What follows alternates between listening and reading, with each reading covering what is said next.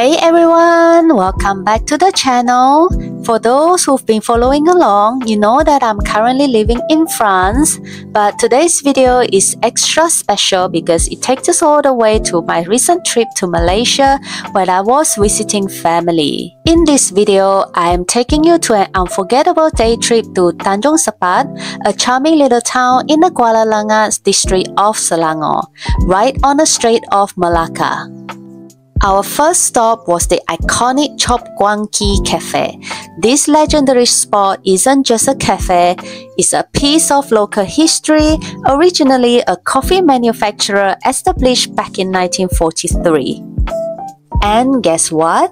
They are famous for their Nanyang coffee, which is something you definitely don't want to miss.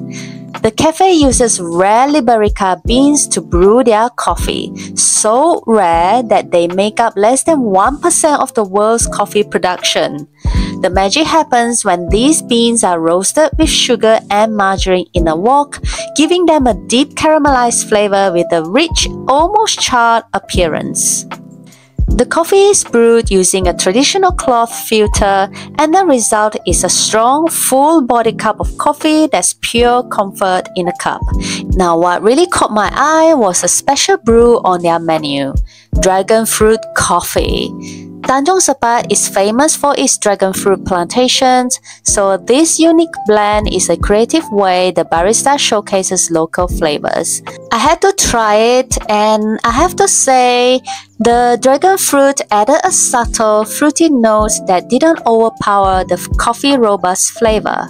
It was such a cool experience to taste something so uniquely local. If you're ever in the area, please come and visit this local gem. It's a must-try for any coffee lover or anyone looking to experience authentic local culture.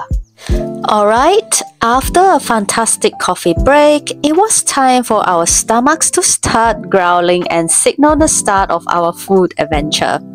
We headed over to a local gem known as Ah Cheng Noodle Restaurant. This spot is famous for its incredible dry noodles and mouth-watering curry laksa.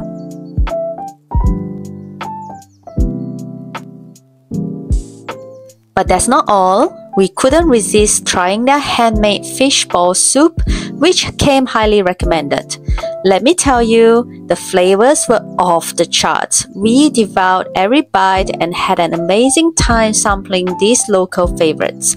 Trust me, you won't want to miss out on this local gem. Next up, we stumbled upon a hidden gem that we just couldn't pass by, Wan Ti Longan Farm. But let me tell you, this place is so much more than just a longan farm. It's like a mini paradise of fruits and veggies, all open for visitors to explore. As soon as we arrived, we were warmly welcomed by one of the super friendly owners who offered us an impromptu mini tour of the farm. We peppered him with questions about their crops, and he just patiently answered every single one. 我这边附近我一共种了6棵毛山王嘛，现在这6棵全部在打着花。哇，他们好像可是通知了有些顾客他迟来还是买不到。 所以我没有太过的高调去通知了。哦，就好像季节性的时候，顾客自己打来了。哦，回头客自己打来的，因为我没有种很多。啊，对。那黄梨我才有大概1万多棵，然后这1万多棵不是全部一起在这个时间有季节，就最多2000粒。2000粒的话，很多顾客他们买一下，有些买了几十粒这样。 Even though we hadn't planned this visit, we walked away with so much new knowledge with a deeper appreciation for the work they do here. It was such a cool, unexpected experience.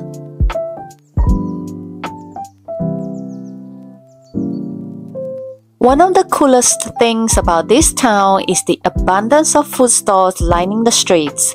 Whether you're looking to buy wholesale or just a few pieces to snack on, there's no shortage of tropical fruits to choose from. We couldn't help but notice the countless dragon fruits farm along the way, each with their own little stores where you can buy fresh produce straight from the farm. Talk about farm to table, right?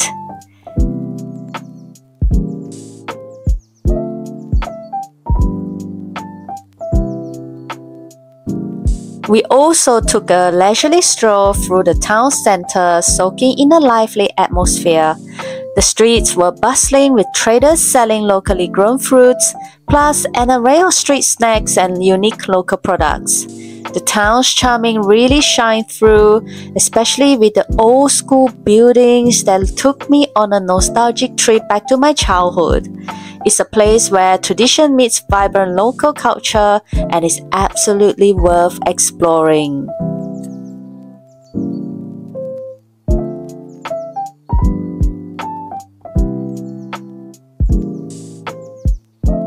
And now we have arrived to the highlight of our trip. This part was totally unplanned, but we couldn't resist when we stumbled upon a durian stall. You know how it goes when we say check it out, we really mean buying durian. Even though it was March and not peak durian season, we were thrilled to find that the prices were pretty reasonable. The super friendly owner picked out the best durians for us, all the way from Johor. Of course, we couldn't leave without grabbing 5 kilos of these glorious fruit. The owner even went the extra mile, open and packing them up perfectly for us to take away.